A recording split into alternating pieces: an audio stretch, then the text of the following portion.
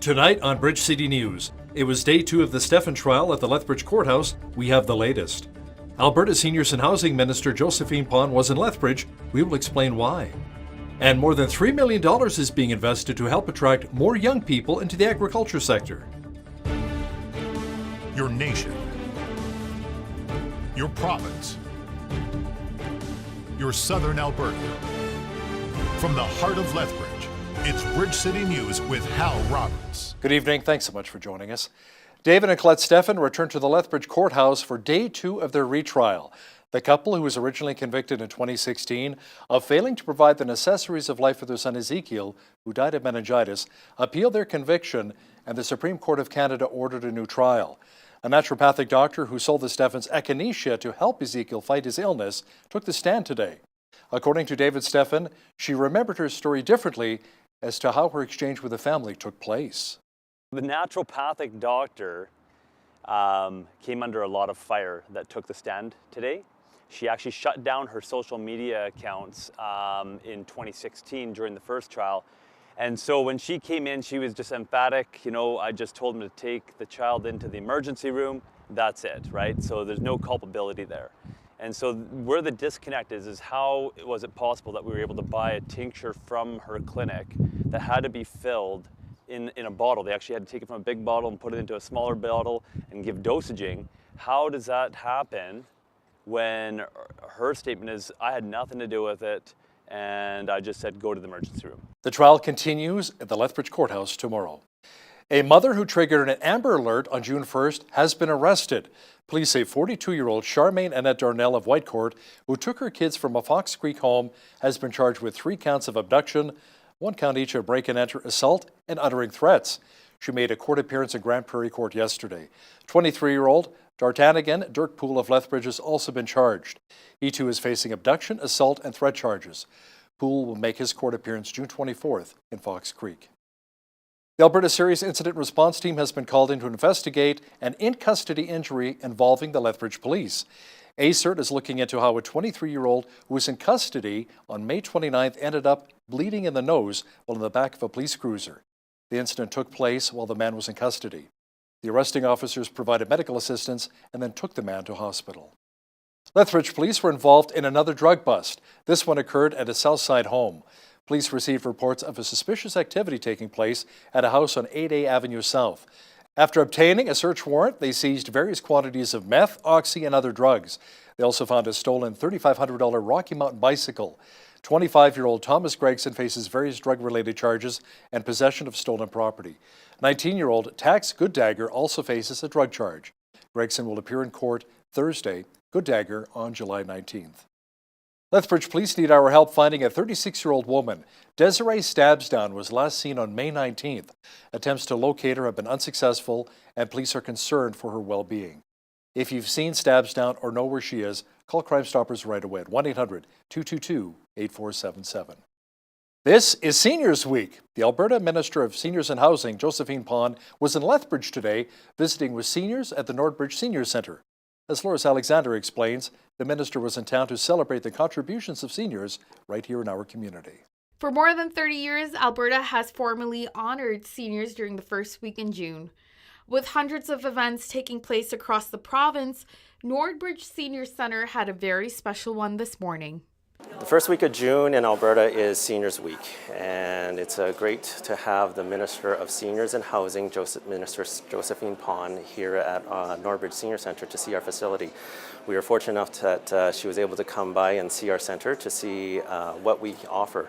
Nordbridge is a drop-in centre for adults 55 plus, and it's a social recreational facility that offers residents, community members of Lethbridge and area a place to come and do fitness, education, arts and crafts, socialization programs, such as so they're not isolated at home. We were just delighted to have the new Minister of Seniors and Housing here today because we need to tell the Nordbridge story.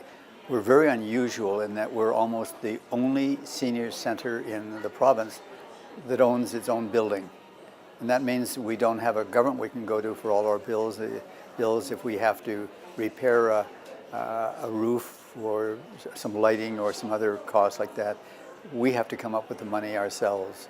And so it's important that the minister realizes that we are an important part of the seniors support system for Lethbridge, not just North Lethbridge, but all of Lethbridge. And we need a little government support to help us. Several seniors gathered for a pancake breakfast as Minister Josephine Pon greeted them individually. Minister Pon says she will be traveling through Alberta and speaking with seniors to find out what they desire. The purpose for me to do this road trip throughout the Alberta is for me to understand and to hear what the seniors are, their concern, and then what their needs and what are the challenge that facing from our seniors and its associations or all the stakeholders who are working with our senior or serving our seniors. During Seniors Week, Albertans 65 years and older receive free general admission into the province's 20 historic sites, museums, and archives. For Bridge City News, I'm Loris Alexander. June is PTSD Awareness Month.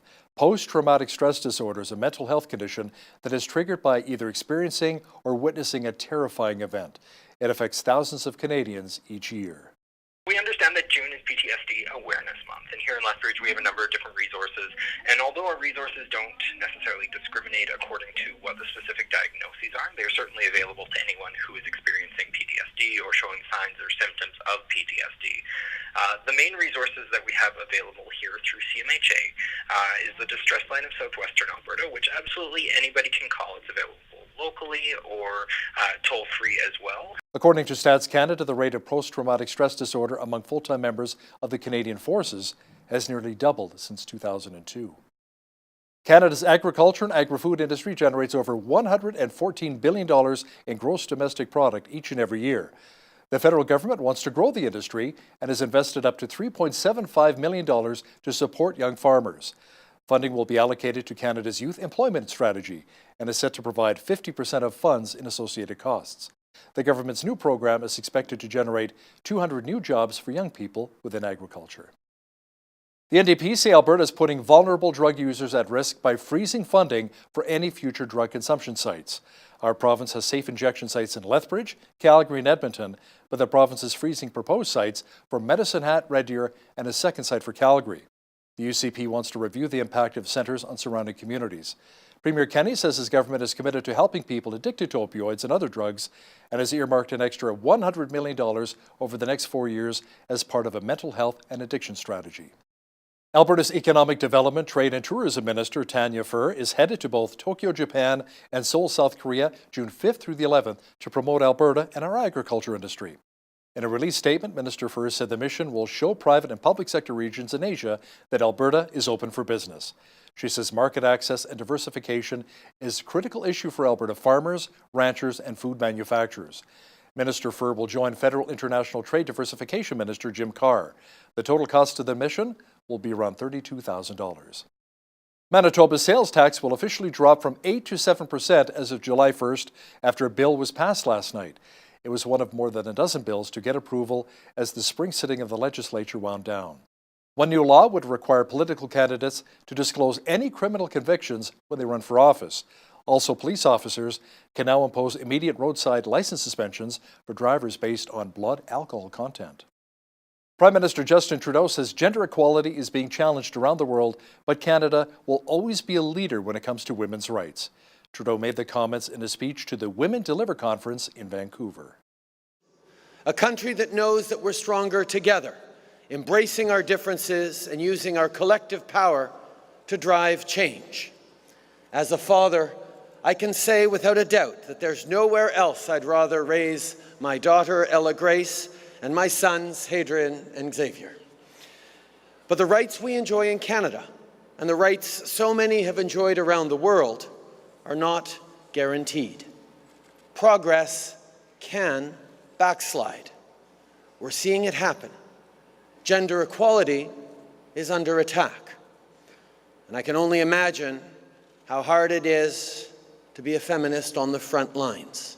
The report of the inquiry into missing and murdered Indigenous women and girls was submitted to the Trudeau Liberals. Indigenous Services Minister Seamus O'Regan says more action needs to be taken to protect our First Nations, Inuit, and Métis communities. Our government is committed to ending the ongoing national tragedy of missing and murdered Indigenous women and girls. We thank the Commission for its work in identifying systemic causes of violence against Indigenous women and girls and for their substantive recommendations on a path forward. Our job now is to develop a national action plan to implement the recommendations in partnership with First Nations, Inuit, and Métis governments and organizations, survivors, and families. We must all work together to end this ongoing national tragedy, and Canadians should expect no less. This month marks the 75th anniversary of D-Day, the Battle of Normandy. Jim Parks was just 15 when he joined the Queen's own Cameron Highlanders, later transferring to the Royal Winnipeg Rifles. He survived many battles and eventually later went on to become a sergeant. I've had quite a bit of service. I had 5 years active service in World War II. Prior to that, I'd been a cadet, and I'd been in the actually reserve force for a short while. I'd actually joined the Army active force prior to my 16th birthday. It seemed like the right thing. When I look back, I wouldn't be in the infantry again, but that was infantry at the time. It was sort of adventurous because my dad had been in World War I, and there's all kinds of movies, and you're sort of, even though it was brutal and everything else, you want to be in there too. It's just the adventure spirit, you know, that's in there. We were right in the front. We had armored bulldozers from the engineers on our boat. We had a landing craft. And their idea was to go in, and they had long ropes on the back with grappling hooks, and they had 2 sappers. The sappers are privates, but in engineers they call them sappers. And they take these ropes and grab them onto the hedgehogs. The hedgehogs are those big obstacles in the water. They're designed to rip the bottom of a boat when they come in. Then on the shore itself they had their casements where they had their guns and their machine guns, and further back they had the mortars and so on. So it was all set up, plus barbed wire and mines and so on. And on the way in, the landing crafters still come in. One of them sideswiped me on my left shoulder, stars, I remember seeing stars, and I swallowed a lot of water. The Lethbridge Bulls' partnership with Nikki-Yuko Japanese Garden is more than baseball, it's about history, World War II history. The garden is set to introduce a new exhibit at the end of the month. Ainsley O'Reilly explains the rich history of Japanese baseball in southern Alberta. From 1914 to 1941, the Vancouver Asahi were a popular and competitive baseball team. After Canada declared war on Japan in 1942, 22,000 Japanese Canadians were forced into camps and spread throughout BC and Alberta. Although another Asahi game was never played, the players still kept their jerseys and began creating new teams throughout southern Alberta. At the end of the month, Nikki-Yuko Japanese Garden are going to put some of the artifacts from those teams on display. So it tells the story of them and playing baseball here in the local southern Alberta area. And it's a powerful story to show, how that community has come together. In conjunction with the Lethbridge Bulls, the Gardens are hoping to grow the game in our city while connecting the Japanese community to their heritage. Baseball is something that has always been really popular with the Japanese community, especially here in Canada. It's just something that has always brought them together when they've been facing adversity and other things. And so being able to partner with baseball just makes sense for us to kind of expose people so that they can enjoy the baseball game, and then they can also come and enjoy the garden, and they kind of get to learn that full story. If you go to a game this season, there's going to be a Japanese-style hot dog, too. A Japanese mayo and wasabi sauce, and then it's topped with dried seaweed. So it's a really unique flavor, but we're really excited. We hope that people come out and try it. The exhibit opens officially June 29th. For Bridge City News, I'm Ainsley O'Reilly. It was another violent weekend in Chicago as more than 50 people were shot. 2 people were also stabbed to death, bringing the total number of homicides over the weekend to 10. Past 72 hours in Chicago, we saw a despicable level of violence with 52 shot and 10 killed. Weekends like this remind us all of the challenges that we face and that they are complex and profound. That there were multiple gang-related attacks concentrated primarily on the west side of the city and also spilling into the downtown area. What this shows is just the proliferation of guns that we have on the streets of Chicago. We're going to continue to do everything in our power to prevent and respond to violence. But really, we can't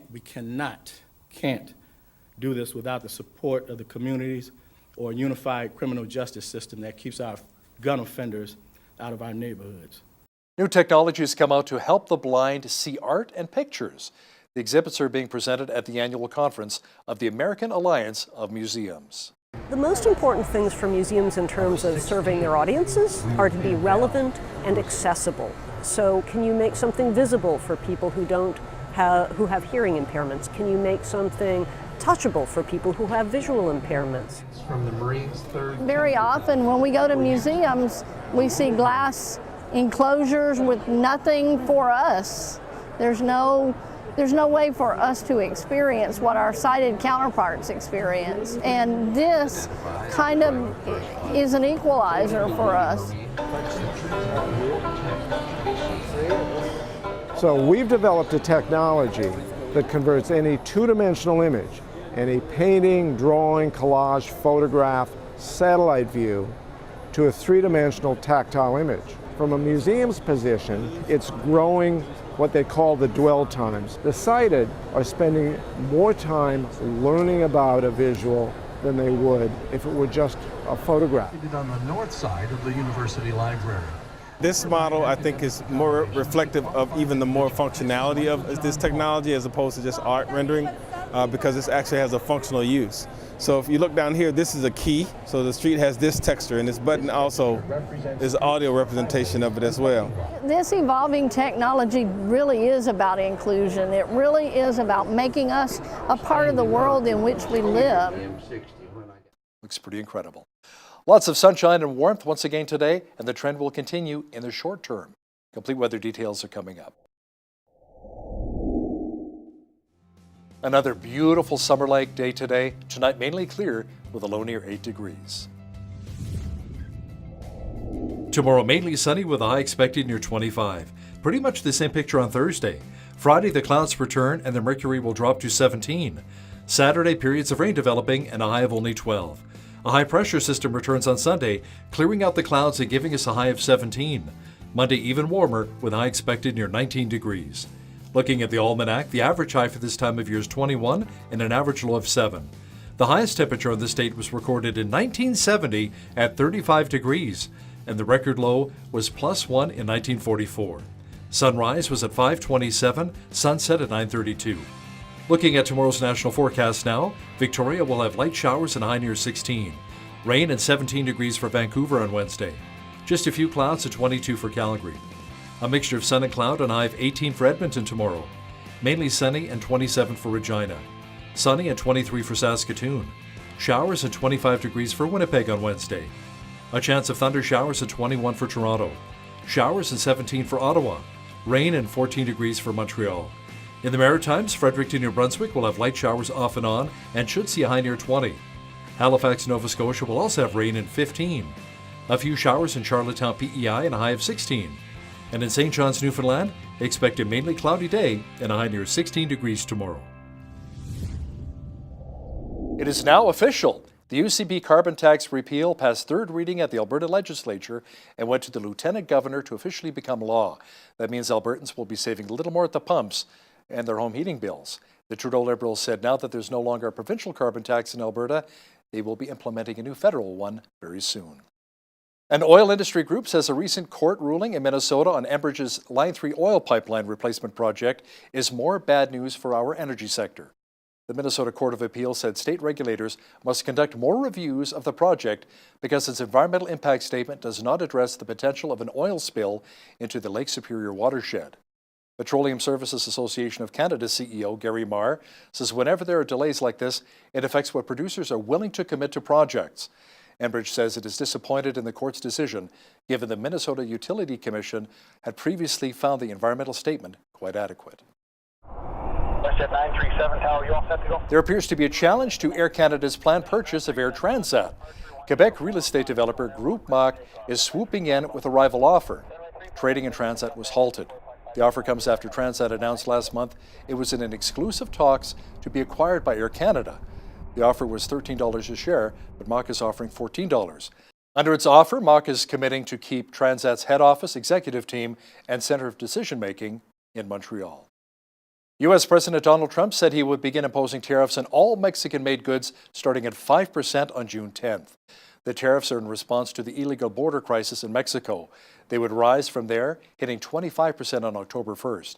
Now that's bad news for Volkswagen, which manufactures almost all of its vehicles bound for the U.S. in Mexico. The company builds both the Jetta and the Tiguan in Puebla, Mexico. It also assembles the Audi Q5, its best-selling U.S. vehicle, at another plant in Mexico. VW said tariffs of this kind are a tax on the U.S. consumer and will result in higher prices and threaten job growth. The reason why U.S. President Trump is implementing the tariffs is because his administration is frustrated with the thousands of illegal border crossers, mostly Central Americans, coming into the U.S. through Mexico. I want to see security at our border. I'm going to see great trade. I'm going to see a lot of things happening, and that is happening. And as you know, Mexico called. They want to meet. They're going to meet on Wednesday. Secretary Pompeo is going to be at the meeting, along with a few others that are very good at this, and we are going to see if we can do something. But I think it's more likely that the tariffs go on, and we'll probably be talking during the time that the tariffs are on and they're going to be paid. And if they don't step up and give us security for our nation, look, millions of people are flowing through Mexico. That's unacceptable. Our foreign affairs expert, Lisa Daftari, says Trump is trying to make a statement with these tariffs. I think Trump is trying to set the precedent here. He's saying, look, we'd love to work with Mexico. You are our southern neighbor. We are, on great terms, but if you're not going to comply, if you're not going to help us out with this crisis at the border, we will put those tariffs on very vital items, and that's going to affect everyone. It's going to affect the economy here in the United States. It's going to affect Mexico, and of course, it's going to affect Canada because we are all tied together in our economic treaties. It's the entire interview with Lisa and Paul Arthur discussing how Trump's tariffs are impacting many economies, coming up after business news. Now, here's a look at today's markets.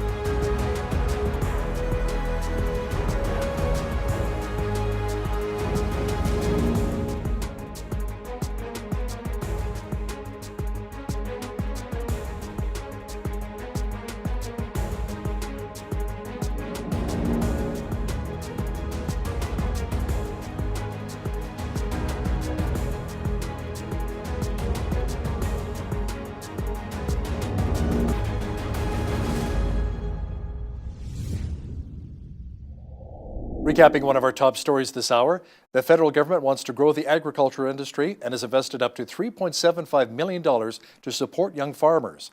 The money will go towards Canada's youth employment strategy. The border crisis in the United States is getting worse. Thousands of Central Americans are crossing the border from Mexico into the U.S. The Trump administration has a plan to stop it, and it does not involve a wall. Our foreign affairs expert Lisa Daftari has details next. But first, here's a look at what's happening in and around your community.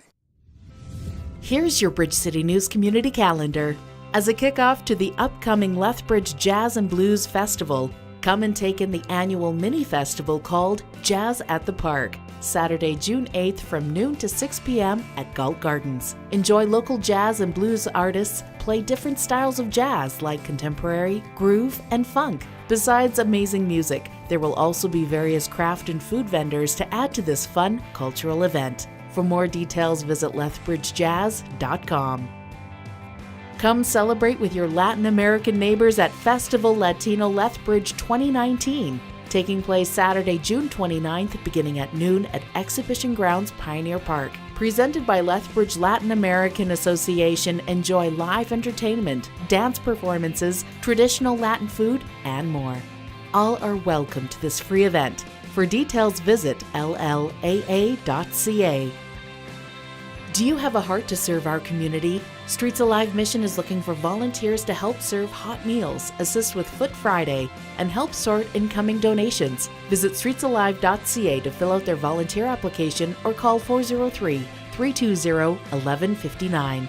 And that's your Bridge City News Community Calendar. Tensions between the U.S. and Iran continue, and joining us from Los Angeles is our foreign affairs expert, Lisa Daftari. Good to have you with us, Lisa. U.S. Secretary of State Mike Pompeo says the U.S. is ready to talk with Iran with no preconditions. So can you tell us, Lisa, what that means exactly? What's interesting about Mike Pompeo going forward and saying that there will be no preconditions is that in the same breath he said that the sanctions will remain and the pressure will remain on the Iranian regime. So there are some preconditions. Right. So, this may be the right way to speak to the Iranian regime. The pushback from the Iranian regime has been, don't bully us, don't tell us what to do, don't threaten us. So on the one hand, they're definitely suffering under the sanctions. They're definitely suffering under the fact that the U.S. decided last May to pull out of the nuclear agreement that President Obama signed with P5+1.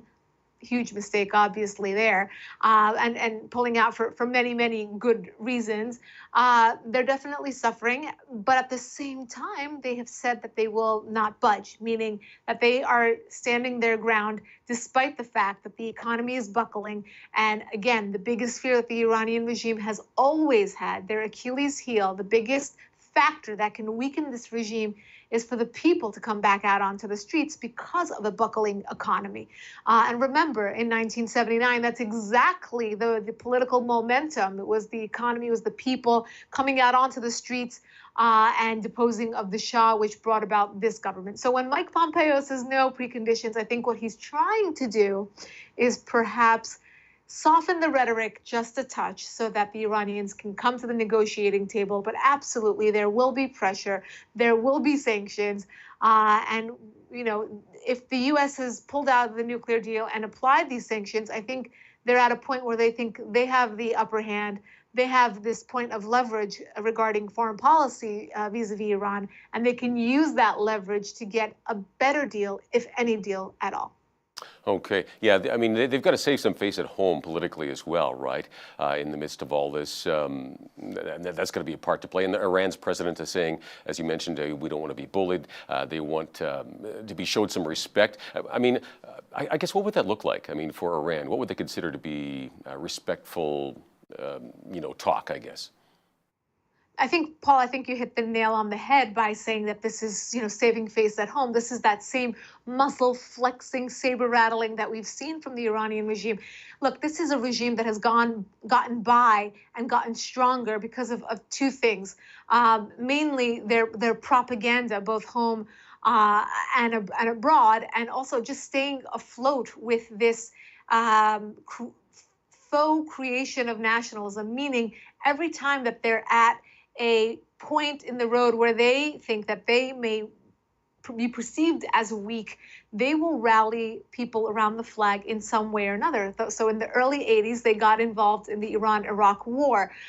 Later on, Israel became the little Satan and the U.S. became the big Satan. So you saw, segments of the population, and usually the lower socioeconomic brackets that could be bought out, would be burning Israeli and U.S. flags on the streets. Why? Because that was what brought people back to that feeling of patriotism, that feeling of nationalism. So that's what the regime will attempt to do now. Look all big and strong and huff and puff and say, you're not going to bully us. We're not going to let the United States speak to us that way. We're going to stand up for ourselves in the hopes of, as you said, creating this momentum back at home, despite the fact that the sanctions are now being blamed on the government. Usually, this is an interesting fact, and I'll just take one more second to clarify this. Usually what the government would do is use this propaganda to say, look at the U.S., look what they're doing to us. They're putting sanctions on the poor people of Iran. But the people of Iran have matured and have become very wise in their perception of what's going on. They understand that they're watching. Their government put money into Syria and into Hezbollah and into Hamas and into Yemen and into Iraq, and the list goes on.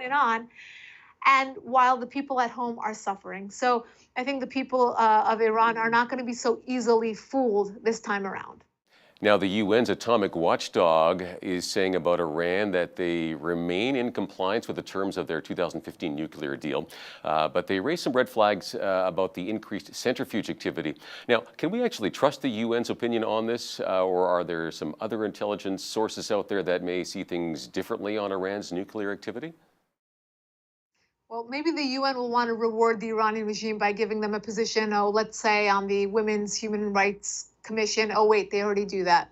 Yeah, They give these positions to actors like the Iranian regime, like Saudi Arabia. It's a joke at the UN. And the fact that at a time like this, where there is some sort of, as I said, leverage or pressure on a regime that needs to be tamed for the sake of the entire world community, especially the Middle East, and the exporting of terrorism, you would think that they would play along.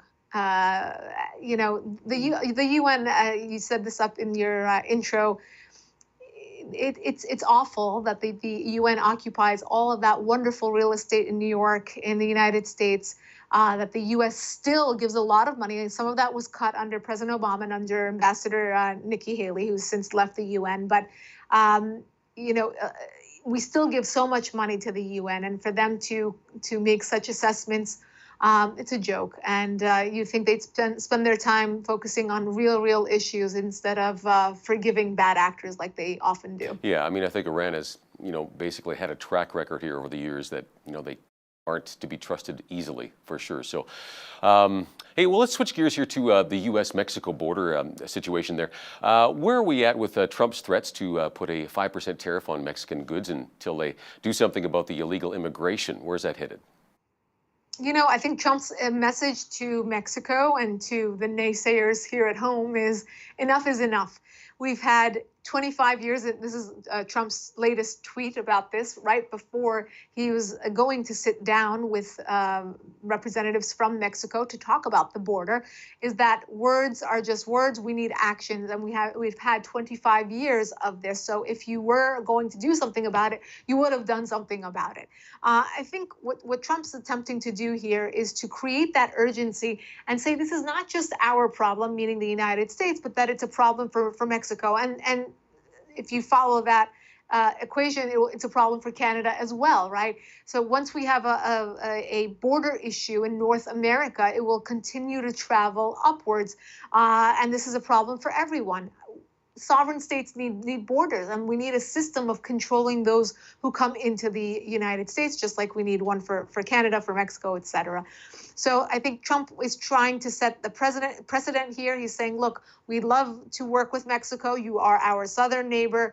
We are, on great terms, but if you're not going to comply, if you're not going to help us out with this crisis at the border, we will put those tariffs on very vital items, and that's going to affect everyone. It's going to affect the economy here in the United States. It's going to affect Mexico, and of course, it's going to affect Canada because we are all tied together in our economic treaties. So, yeah, because the new NAFTA agreement, right? I mean, this is going to delay that likely, right? So, how well is this playing with U.S. voters, those affected economically by this? Oh, I think everyone is waiting to see both what will happen with Mexico and what will happen with China. Tariffs are a very, very touchy subject and a very nuanced subject here at home. I think, in the United States, people are looking, those who support Trump are saying, if he can fix these issues economically, that means, because we have an actual healthy economy that is only fluctuated by reports and news coming out of both China and Mexico, meaning tariffs. It's affecting the housing market, it's affecting mortgage rates, it's affecting stocks, of course. And because of that, everyone's waiting on the edge of their seats to see if he can actually fix this. And if he can, many have speculated that 2020 is in the bag if he could fix this. And if he can't, well, it's going to be, tarnishing his good record on the economy. So we shall see. As you said, this affects NAFTA, and it affects all the positive things that President Trump has done for the economy. So, yeah, it's a key issue. It really is. Yeah. Well, over in the Middle East, Trump is, has his hand in there as well. Of course, he's got a proposal that he'd like to see succeed there. And Secretary of State Mike Pompeo apparently recently talked with Jewish leaders on this. Can you give us an update on what happened there? Sure. So there's a Middle East plan that was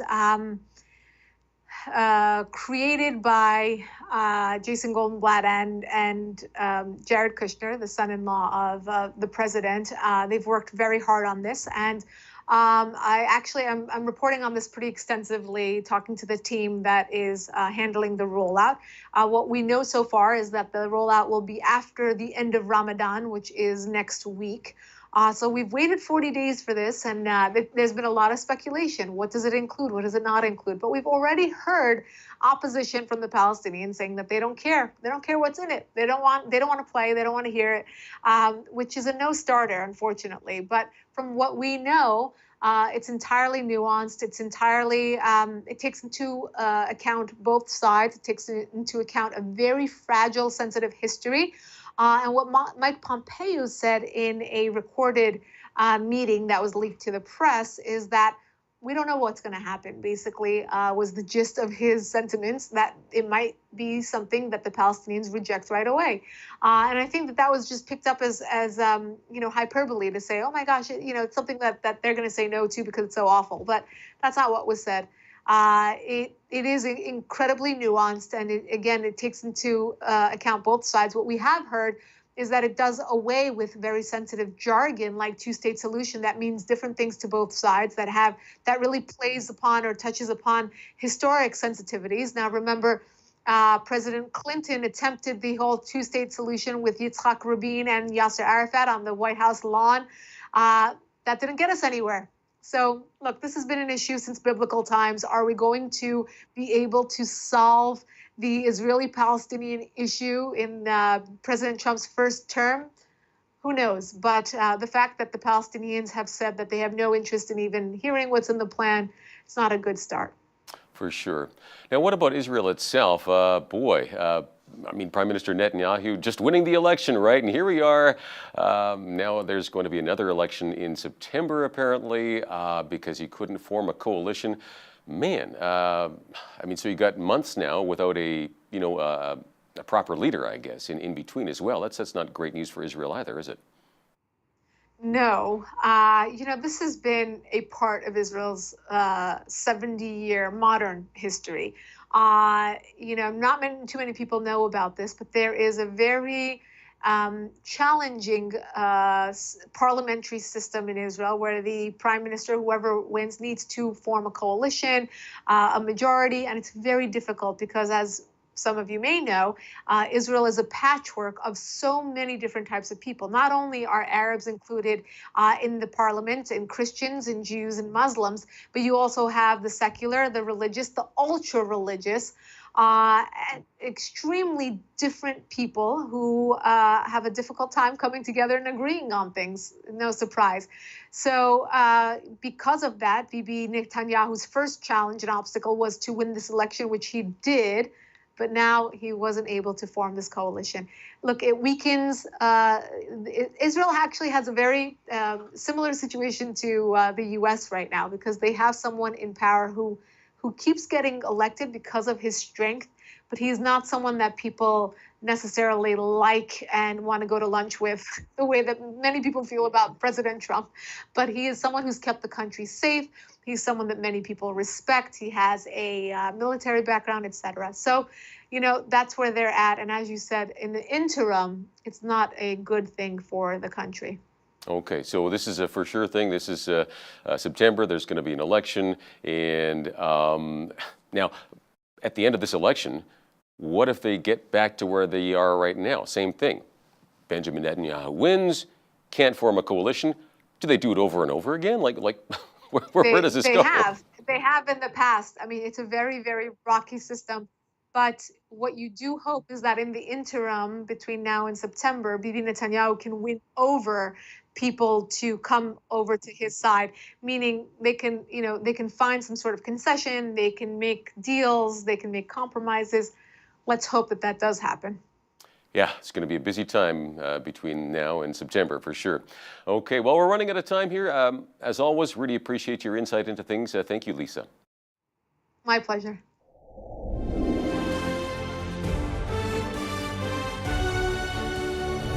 New technology can be so much fun, but it also has the potential to cause problems in our relationships. Maybe we're more attached to our phone than we are to our spouse. Dr. Greg Jans is a psychologist and best-selling author. A couple of his books do shed a little bit of light on the subject. Hooked, The Pitfalls of Media Technology and Social Networking, and Don't Call It Love. Welcome back to BCN, Doctor. It is so good to talk about these topics. Wow. Yeah, now listen, when you're on a date with your spouse, with your wife, or your boyfriend or girlfriend, how good of an idea is it to really answer a lot of texts and emails that happen to come in during that date? Well, I know we've all been at the restaurant and we've seen people do this, and you go, "Wow, are you kidding? Are they even talking to each other?" What's really funny is if they're just texting back and forth to each other. I'm going to say, if you want to sit there and text to your spouse, that's one thing. Send some cute emojis, but don't pull it out. Give your spouse your full attention. Have this eye contact, be engaged.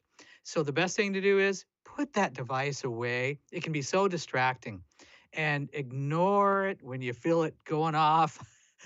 Give your spouse that attention that says you are special. You are important, absolutely. But texts and emails can also be a useful tool at times. Is it helpful to maybe send love notes to your significant other via text or email? A just because text? Okay, right before we came on, I got a text from my wife. Her name is LaFawn, and so we communicate during the day via text, and sometimes I get a little heart. That's fun. And I hope that we can use it to say things that are positive and encouraging.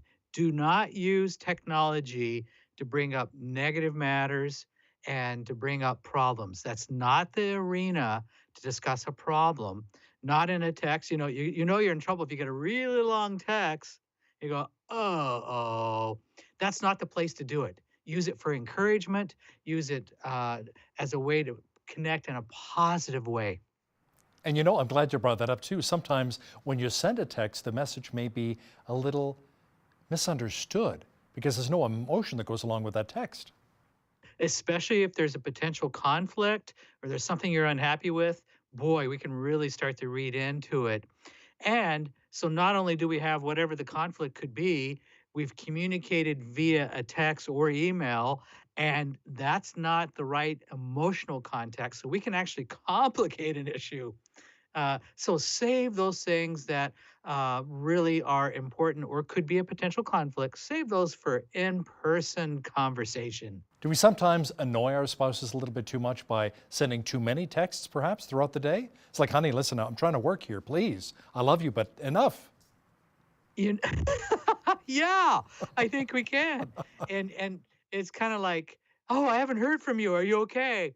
And so we need to be careful about the frequency and understand that we need to go about our days, but we do have a sense that's important or a need to be connected. So use it as a point of connection. But you know what? If you're on screen time while you were at work and it's not work related and it's 2, 3, 4 hours, that's not even fair to an employer. So let's really take a look and go, am I being integritous in the workplace? And is all this really necessary? So be careful with that. So Dr. Greg, how do you know when you've actually become addicted to your phone or social media? Where do we draw the line? Okay, so we work with folks who come in from all over for help for addiction. And we're seeing what I call a digital addiction. And here's the thing, can you go without your device for one day? And if you do, now here's the interesting. We do a little detox. When my boys were younger, we were really faithful to do what we call a digital detox one day a week. We chose Sundays where we didn't have our devices out. And it's interesting what can happen. People, their heart rate goes up, they get sweaty palms, and they get anxious. And it's like withdrawal symptoms. Okay, now I see that in people who come to us for help for depression, anxiety. if we need to put away their device because it can be really, really distracting, and just set that aside. And actually, what we do is we have a safe. We lock everything up, and we ask for the first week that we don't have a digital device or any screens. And one of the things is people will show addiction withdrawal symptoms. What about posting pictures and information about your romance or relationships online? Now, a lot of people do it. You know, they want to get reactions, they want to get likes, but should there be some sort of guidelines set in place? Sometimes we may offer up a little too much information. Yeah, you need to remember whatever you put out there, it really is permanent. I know that in working with an individual who's a detective who specializes in this area, he reminds me, he says, look, kids think Snapchat goes away. It doesn't.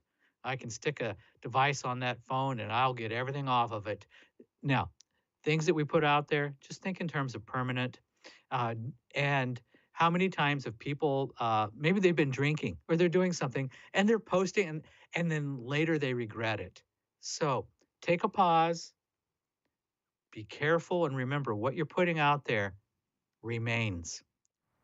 Have you ever sent a text or an email to the wrong person by accident? Like, hey, baby, thinking of you, love you. It's like, who is this? Oh, kind of the reaction you get, right? I think we've all made that mistake. I had a professor that sent me a text this morning, and it was complaining about some things related to our snow and icy streets here. And I didn't know why he was sending it to me. And later he goes, "Oh, I'm so sorry, Greg. I sent that to the wrong person. I'm so embarrassed." We've all made those mistakes. So um, let's just acknowledge it and smile and go on. Uh, you want to be careful though about sending inappropriate pictures. Some people call them romantic, but there's a line that gets crossed where it really is inappropriate, and we could say that it's sex texting. And I got to say that I've seen too many people regret, be injured, be misused, and I wouldn't even go close to that. You know, it's interesting. That actually happened here in Canada last year. Some politicians got into trouble by politicians who were married by sending some of these inappropriate images.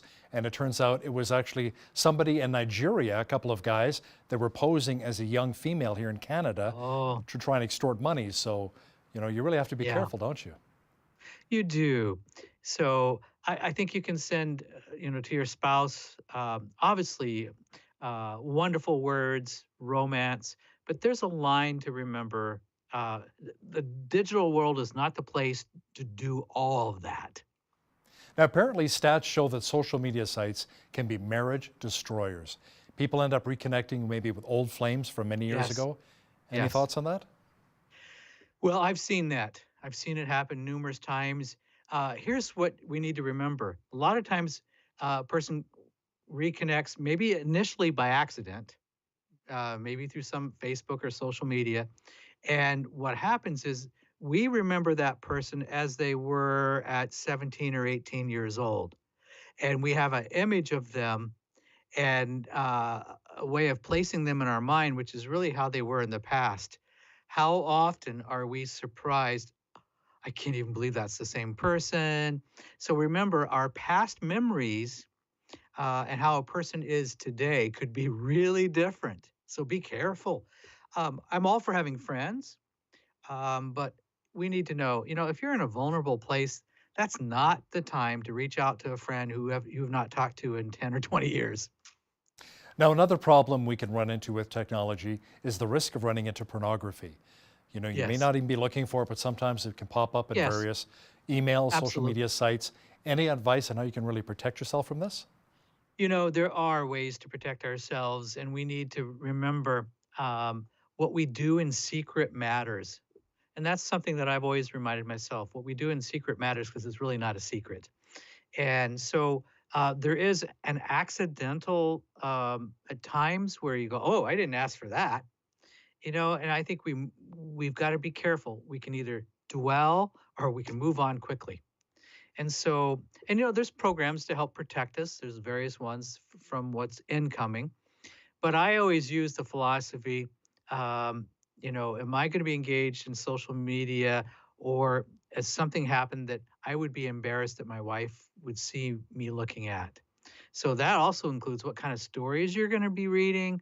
What are you engaging with? It doesn't have to be just inappropriate pictures. And I know you can be reading the news on the web and suddenly an advertisement comes on. You go, whoa, what is that?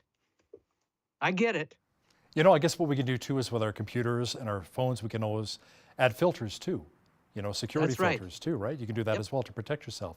Oh, absolutely. Now, some experts claim that men and women are essentially the same, but I don't know about that. I mean, I think our brains are wired a little bit differently. And if that's the case, what do men need to keep in mind when picking a place to take their wives on a date? Oh, I'm so glad you mentioned that.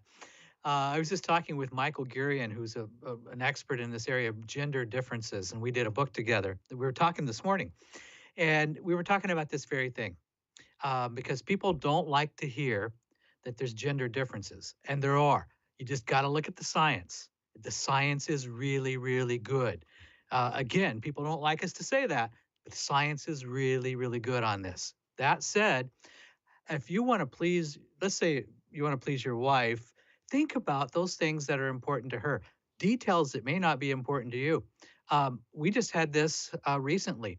We went to an event. It was a social event. We sat around tables, and my wife said, "You know, they could have made this a lot nicer if they would have put just some flowers on the tables. It would have felt more welcoming." You go, "Okay, that's what was important to that female brain. She noticed something that I didn't even notice." And you probably thought to So- yourself, maybe if they had the football game on behind you, honey, that would be even better, So, right? Yeah. So remember, we're going to see different things. And especially if you want to do maybe a special date night or date nights, think about what could be important from, if you're the guy, from her vantage point. How's her eyes? How's she going to experience the setting? Now, some couples have stopped going out on dates altogether. The fire is out. Any advice on how to rekindle that flame? It's easy to slide into that, and I've fallen into that, and where I go, okay, I've got to purposely engage, and you could be tired. You go, oh man, it's Friday. I just like to stay home. But I have noticed that when I put out the effort and then show some interest that I'm really engaged, and I'm going to spend more time asking questions versus telling about my whole week and everything I've done. So flip it around and spend some time together. If you haven't done anything for a while, a good place to start is, well, when the weather is warmer, is go for a walk.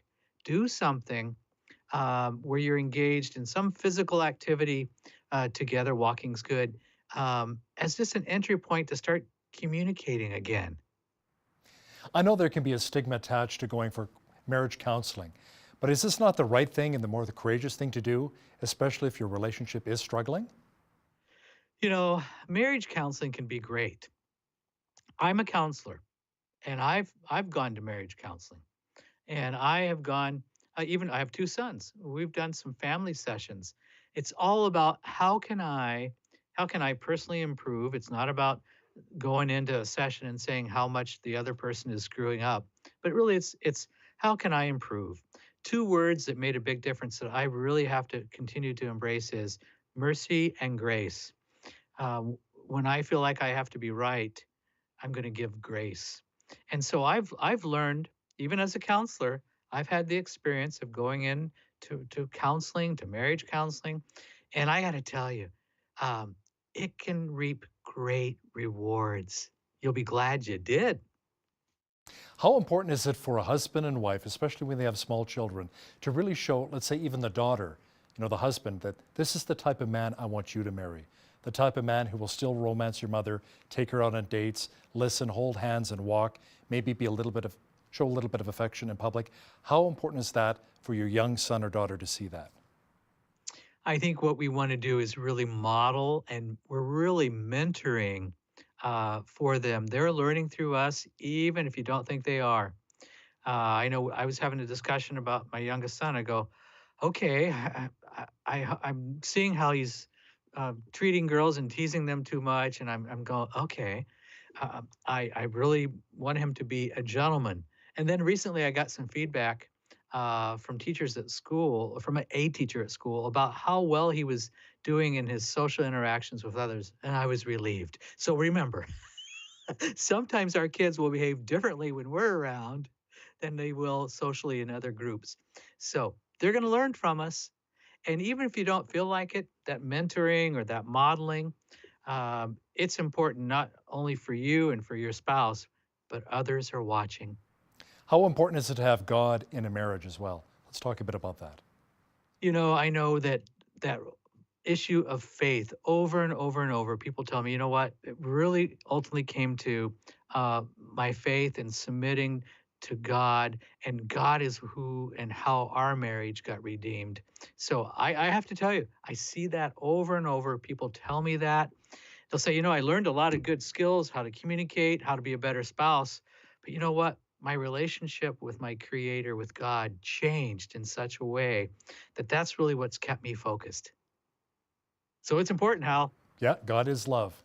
Dr. Greg Jans, psychologist and best-selling author, thanks so much for joining me today from Seattle, Washington.